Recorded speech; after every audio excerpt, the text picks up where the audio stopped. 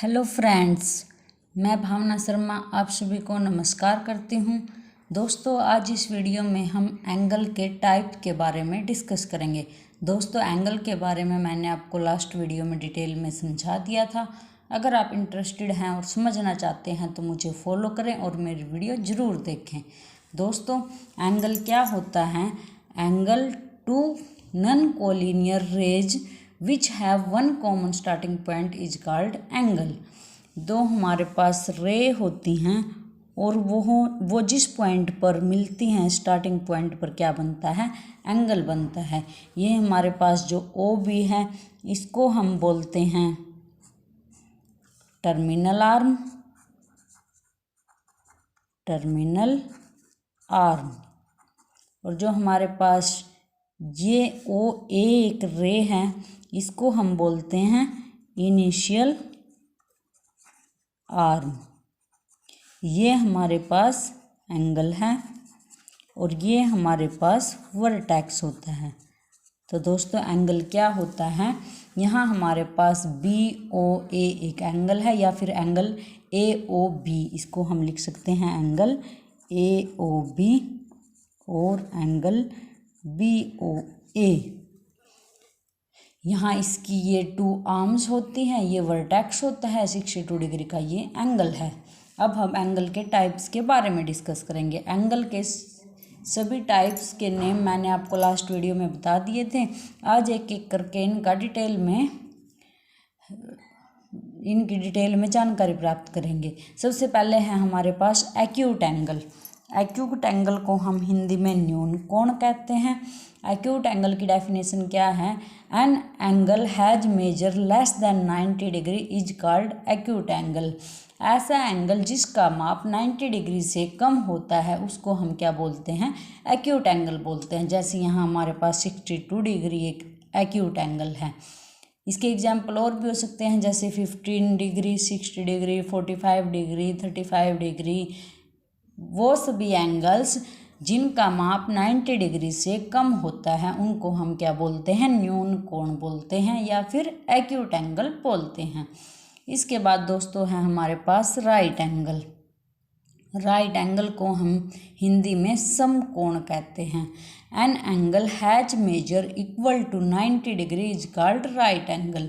ऐसा एंगल जिसका माप 90 डिग्री होता है उसको हम राइट एंगल कहते हैं। यहाँ हमारे पास ये एंगल है 90 डिग्री का एंगल, तो ये हमारे पास क्या है? राइट एंगल है। यहाँ हम इसको कैसे लिख सकते हैं? Angle A B C equal to 90 degree. इसको हम क्या लिखेंगे? A B C equal to 90 degree. ये हमारे पास 90 डिग्री का एंगल है। आगे दोस्तों हमारे पास एंगल का थर्ड टाइप है ऑब्ट्यूज एंगल। सबसे पहले हमने देखा एक्यूट एंगल जिसका माप 90 डिग्री से कम होता है, वो हमारे पास एक्यूट एंगल होता है। उसके बाद हमने देखा राइट एंगल जिसका माप 90 डिग्री होता है, वो हमारे पास राइट एंगल होता है। अब यहाँ पर है ऑब्ट्यूज एंगल। ऑब्ट्यूज एंगल को हम हिंदी में अधिक कोण कहते हैं। An angle has measure more than 90 degree and less than 180 degree is called obtuse angle. ऐसा एंगल जिसका माप 90 डिग्री से ज़्यादा होता है और 180 डिग्री से कम होता है उसको हम ऑब्ट्यूज एंगल कहते हैं। जैसे हमारे पास एंगल 105 डिग्री, या फिर ऐसे कह सकते हैं 105 डिग्री, 128 डिग्री, यहाँ मैंने बना रखा है 120 डिग्री। ये सभी हमारे पास क्या हैं? Obtuse angle. इसके बाद है दोस्तों हमारे पास स्ट्रेट एंगल। स्ट्रेट एंगल को हम रेखीय कोण कहते हैं। An angle has measure equal to 180 degree is called straight angle. एक ऐसा एंगल जिसका माप 180 डिग्री होता है उसको हम स्ट्रेट एंगल कहते हैं। ये हमारे पास स्ट्रेट एंगल है। इसके बाद है दोस्तों हमारे पास रिफ्लेक्स एंगल। रिफ्लेक्स एंगल को हम वृहत कोण कहते हैं। An angle has measure more than 180 degree and less than 360 degree is called reflex angle. Reflex angle एक ऐसा एंगल होता है जिसका माप 180 डिग्री से ज़्यादा होता है और 360 डिग्री से कम होता है। जैसे हमारे पास 200 डिग्री, 225 डिग्री, यहाँ 225 डिग्री हमारे पास एंगल AOB है। ये हमारे पास एक रिफ्लेक्स एंगल है। नेक्स्ट है दोस्तों कंप्लीट एंगल। कंप्लीट एंगल को हम पूर्ण कोण कहते हैं। An angle has measure equal to 360 degree is called complete angle. ऐसा एंगल जिसका माप 360 डिग्री होता है उसको हम कंप्लीट एंगल बोलते हैं। यहाँ ये बिल्कुल कंप्लीट एंगल है और जिसका माप 360 डिग्री है। नेक्स्ट है दोस्तों हमारे पास जीरो एंगल। जीरो एंगल को हम शून्य कोण कहते हैं। A zero angle is an angle with a measure of 0 degree और 0 रेडियंस।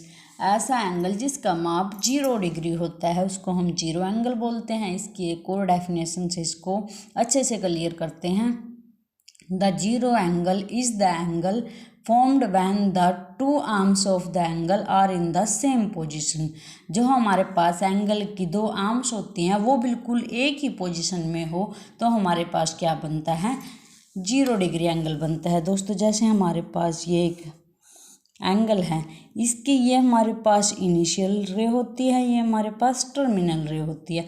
जब दोस्तों ये दोनों रे एक ही पोजीशन में आ जाए तो हमारे पास क्या बनेगा, 0 डिग्री एंगल बनेगा। ये हमारे पास क्या है, एक 0 डिग्री एंगल है।